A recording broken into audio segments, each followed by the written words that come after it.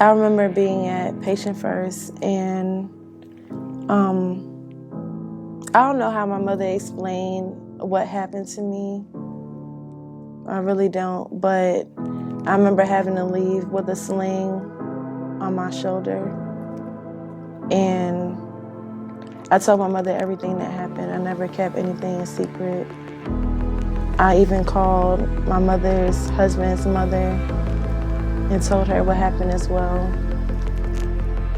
From the beginning, I never kept anything a secret, but the way my mother handled it outside of my eyes was a secret.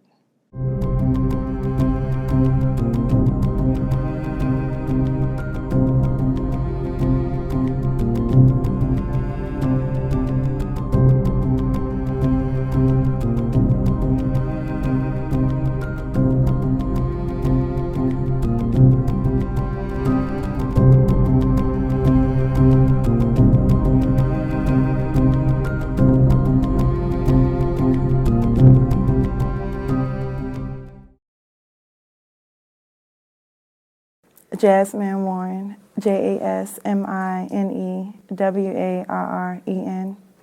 My family is from the Caribbean. My father is from Barbados. My mother is from Puerto Rico and the Virgin Islands. They relocated to New York, and I was born in Brooklyn. Growing up in New York was really fun for me and my family, including my mother, because the diversity, it was always something to do. It was really family life. No matter if someone lived in Brooklyn or Queens or Harlem, we can always just jump on the train, catch the bus, and we'll always have some type of family function going on. Coming from a West Indian background, we always did things around food. We never really ate fast food, so we always had someone cooking or some type of party, because West Indians, they party a lot. So it was always a basement party.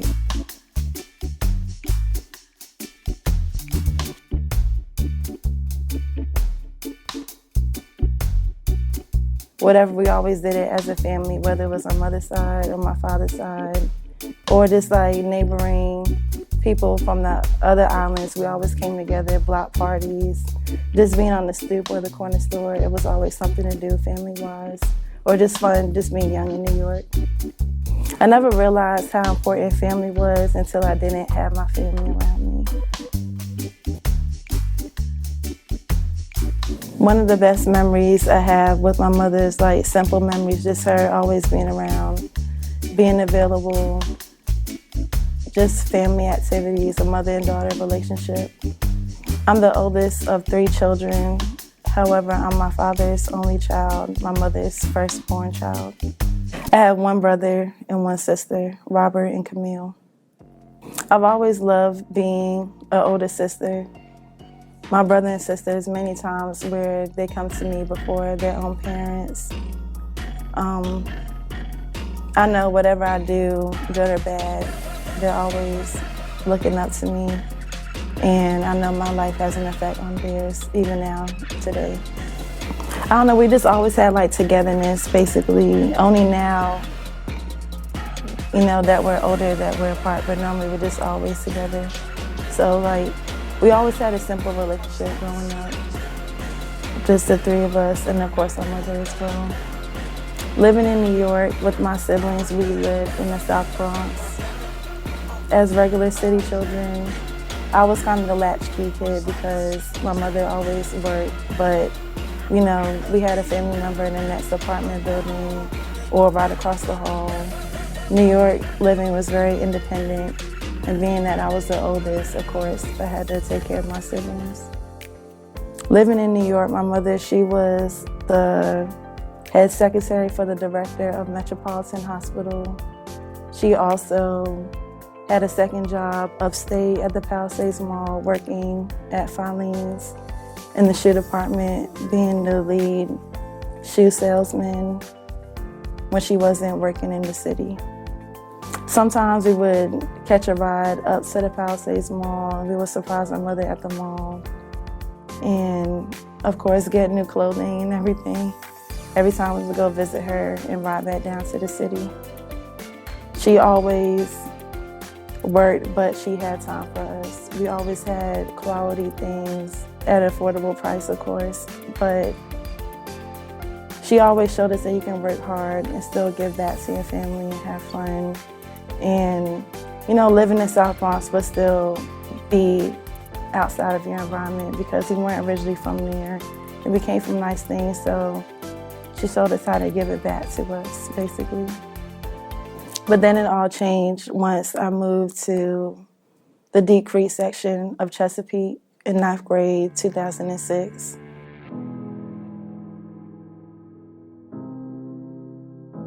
My mother ended up getting married, and we relocated to Chesapeake, Virginia. Coming to Virginia was a complete culture shock for me, because I grew up in New York, where it's always like diversity. Someone is from somewhere else. It's a big melting pot. I never realized the diversity I came from until I moved to Virginia, and I then recognized how different I was compared to everyone else. It was just a job opportunity for her husband. Coming to Virginia meant starting completely over for my mother, but also a new home environment to raise her children outside of the city. Moving to Chesapeake, we went from living in the South Bronx in a more urban environment to now living in the suburbs. Simple things like sidewalks that I took for granted we no longer had. Running around the corner to the corner store, catching a train, seeing a cousin or aunt was no longer available to me. My nearest family member was either in Miami or Florida. I went from living in an apartment where you would have to buzz yourself in or someone else would have to let you in, to now living in a 6-bedroom home in Sawyers Mill.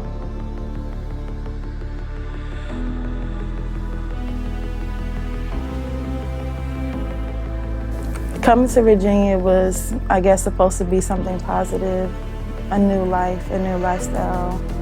However, my mother was homesick, so we went back to New York every weekend, which was still fun for me because, of course, I miss living in New York. But with the price of the Chesapeake Bay Bridge going up, we then learned how to live in Virginia. And that's when everything changed for me. And bus stop as me. Before, it would just be like in passing, or like, that's the new girl. And I always stood out, but like in a negative way, I would say, because when you come from New York, you have a different accent. My mother is dark-skinned, she speaks Spanish. She's not Dominican, but living in Virginia, everyone assumed she was Jamaican. My mother was protective of us because we were in a new environment, we didn't know anyone. So I went from always like having a house full of people to just strictly me, my brother and sister. And I would say the positives about Virginia was like we got to know each other more, but I never realized how it was also working in a negative way. Things drastically changed for me in November of 2006 while I was attending Deep Creek High School. At the time, my mother, she was working at Maryview Hospital in the radiology department. Her husband worked at Verizon Wireless on Newtown Road at a call center, and every day he would come home with that attitude because he would have to hear the phone ring every day. So coming home, hearing the phone ring, he would easily get annoyed, but we were always on the phone because we didn't have family here. We had family from the Caribbean calling, family from New York calling, family from Florida calling to check on us. But later that became annoying to him. And we would always be happy inside of our homes, but every time he would come home, he'll just change the home environment with his attitude.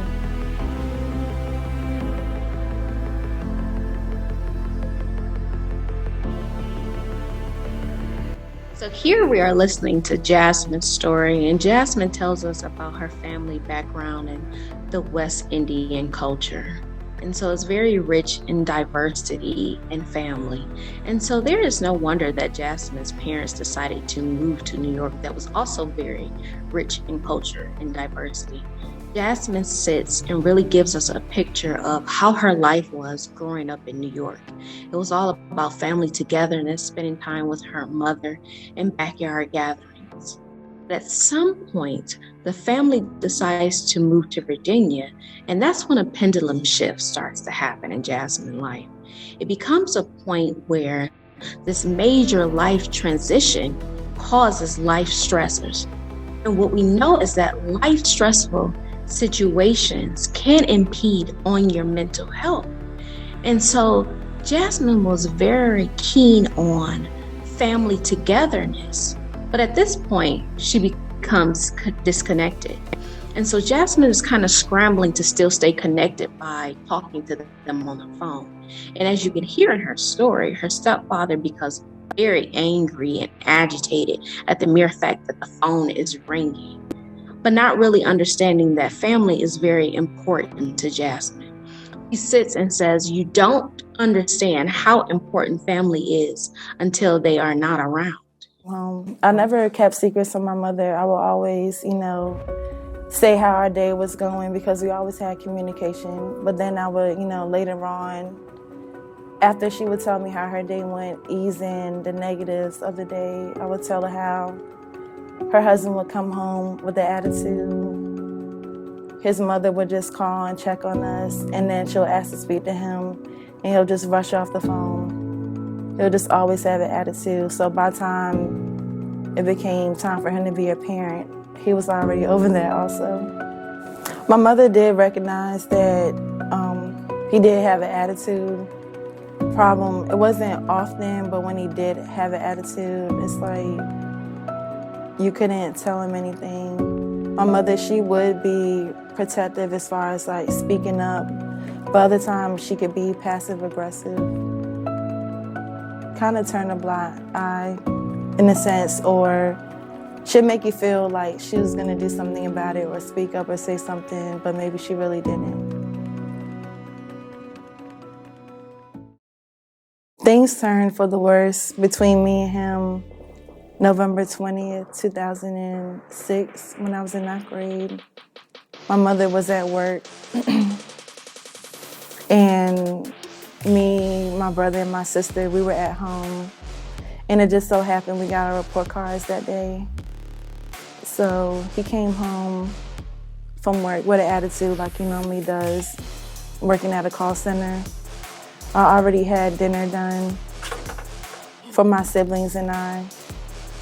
He asked all of us to see our report cards, and I remember him like mentioning that report cards are coming out because, of course, they used to call the phone from school letting the parents know that report cards are coming home on such and such date. And in my household, growing up in New York, like, I learned cursive. Our way of learning was fast-paced, living in the city. So when we came down to Virginia, there was no room for us to be lazy because we were already ahead. And they always stressed the importance of education. But that day, I received a C on my report card. And that's when things took a turn for the worse over a C on my report card.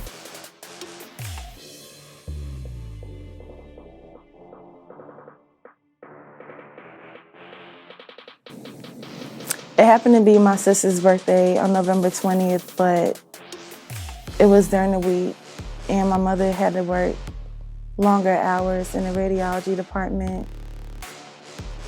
After dinner, I took out my report card at the table along with my brother and sister. And whenever he was done putting his food up, he sat down to look at all of our report cards. And as soon as he saw a C on my report card, he asked me to go upstairs. Well, not really asking, but he instructed me to go upstairs.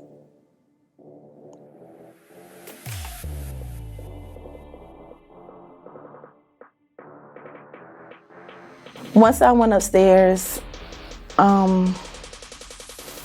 that's when he expressed that he was already pissed off for the day because of stress from work. And now I stressed him out even more coming home to a C in my report card. And that's when things got physical.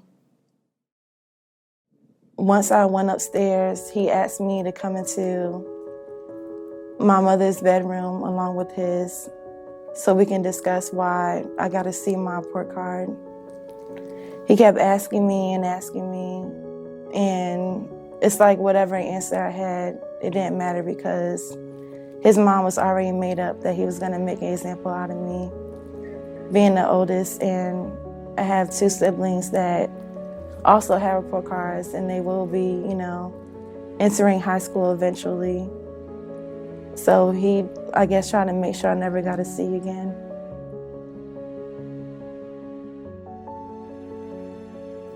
I remember him yelling at me, my answers not being enough, and that's when it turned physical.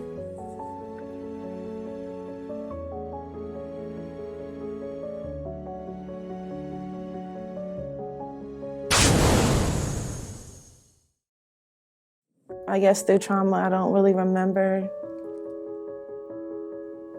the whole ins and outs of it, but I remember hearing, my siblings on the outside of the door, mainly my sister yelling and screaming how it's her birthday, and, just screaming for me, really, not really for her father, but maybe I was crying, maybe I was screaming, but my sister was screaming for me. The end result, I just remember my mother coming home from work. I now had to go to patient first because I had torn ligaments in my knees and my shoulders. I remember being at patient first, and I don't know how my mother explained what happened to me. I really don't, but I remember having to leave with a sling on my shoulder, and I told my mother everything that happened. I never kept anything in secret. I even called my mother's husband's mother and told her what happened as well. From the beginning, I never kept anything in secret, but the way my mother handled it outside of my eyes was a secret. I just wish she didn't let that first time happen because it opened doors for other times of abuse. The first time she let him get away with it, he kept getting away with it. I would say the abuse went on off and on throughout high school, so about 4 years. I would say from the one time I was abused at home, my life in general changed. I didn't trust people. I was short of patience. And at the time, going to Decrete, on the bus, it was 3 to a seat, some on the floor. The hallways were overcrowded. Anyone that bumped into me wrong or over-sexualized my body or just looked at me differently or had anything to say about me, I now became the angry person that came home to us every day. As you can start to see, tension and stress is on an all-time high.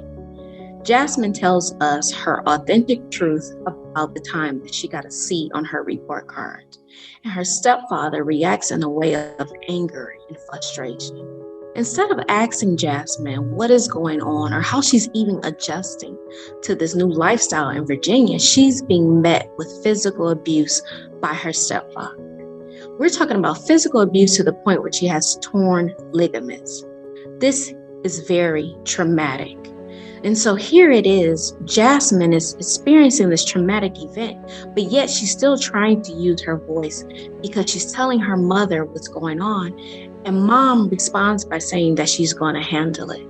So Jasmine's talking, but is she really being heard? Is something really being done to protect young Jasmine? And so here it is, we are creating an environment where she is unsafe. And so this starts to breed a reality of Jasmine can't trust her caretakers because they are the ones that are supposed to protect her. So, not really letting people know what I was going through at home, I started acting out in school, anger-wise. I started getting suspended from school. So, of course, like, consequences came at home from getting suspended from school, but really it was, my home life causing an anger just for me to get suspended from school, to come back home to be in trouble again. A lot of times I struggled with why my mother wasn't speaking up.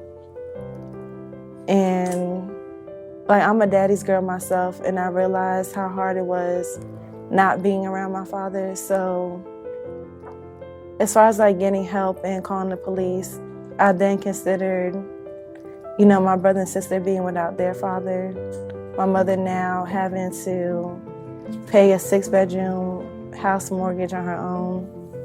I basically thought about everyone else besides myself.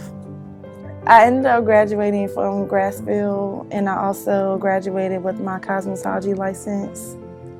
So I couldn't really decide if I wanted to go to culinary school or continue pursuing cosmetology. So I went to Chowan University for a year to study business administration, small business management, still while doing cosmetology.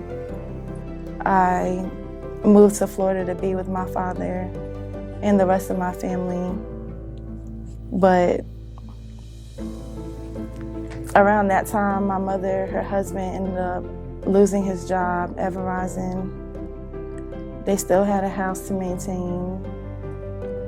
The protection that my brother and sister had that they didn't realize they had was now gone. I basically came back to Chesapeake because there were times where I would keep in contact with my siblings, and they would tell me how like my mother's picking up more hours at work. Their father is now being lazy. He's claiming depression because he lost a job. But, I'm going to sleep with a full stomach, and I'm thinking about my siblings. And that's what made me move back home so I could financially help out with my mother and my siblings. Me, my mother, and my sister, and my brother, we became closer like we once were. We got to spend more time together freely. It's times where like he'll just be locked up in his room. Like, I never cared, but it was more positive because he was just like out of sight, out of mind until he had to come out the room. With the changed relationship with my mother, through the trauma I've experienced, I now approach my relationships with other people differently. I naturally expect disappointment. I automatically assume that, because my mother didn't speak up for me or protect me or always show her love for me, anybody else is disposable. It's like once your mother does you dirty, anybody else can do you dirty. Naturally, I protect myself expecting disappointments because I've been disappointed so many times. As a parent today, I approach things differently, I would say, than how my mother did, or just like how people did in my family. Always like saying, children ought to be seen and not heard. I know that's incorrect. I always make sure that my son communicates. Whenever he gets emotional, I don't allow him to put his head down. I'm understanding. I feel like I have a good balance being a parent with, my trauma. However, I do catch myself overworking like my mother did. And just like prioritizing family time versus work ethic. I would like to spend more time with my son, but I know that my past traumas aren't his. A piece of advice that I would give to my mother is just taking time to just stop working. Sometimes just saying simple things like, I love you. Just putting family life over working. So what we do know is that secrets creates an unhealthy environment. And so when we have things like trauma, there are certain little residual parts that will linger on if you don't heal from it. So here it is, Jasmine is steady fighting to have her voice be heard, but yet again, it's still being muted. And so Jasmine decides to try to move away and create a safe space for herself. But trauma has a way of coming back and making her feel like she should feel guilty when her family is struggling financially. So here it is, she removes herself, but then she comes back into the lion's den to help the people that pretty much put her in an unsafe space. So what Jasmine has to do is to create a safe space for herself now as an adult and also heal that inner child. She has to let her know that she has a voice and that her voice matters. Jasmine is going to shift from the fact of children should be seen and not heard and actually give her inner child a voice. Because the more you walk in your truth, the stronger you get. The more you hear your voice, the more you become authentically you. Jasmine is no doubt a warrior, but she has to continue to slay the dragon every day to fight for her healing. For someone that might be going through what I've been through or is going through it now, there is help around you. Like, that was really like my biggest thing. I didn't trust people. I didn't realize the help that I had around me because of me just not trusting people. So it's okay to trust. It's okay to realize that outside help you might have around you. Like, my neighbor was a police officer.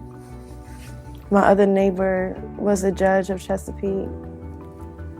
My other neighbor was a school teacher, but because of my trauma, I never realized the immediate help I had right there, especially like keeping things behind closed doors. You know, there's always that saying, like, whatever happens in my house stays in my house, and I live by that, and I don't want anybody else in my situation to live by that.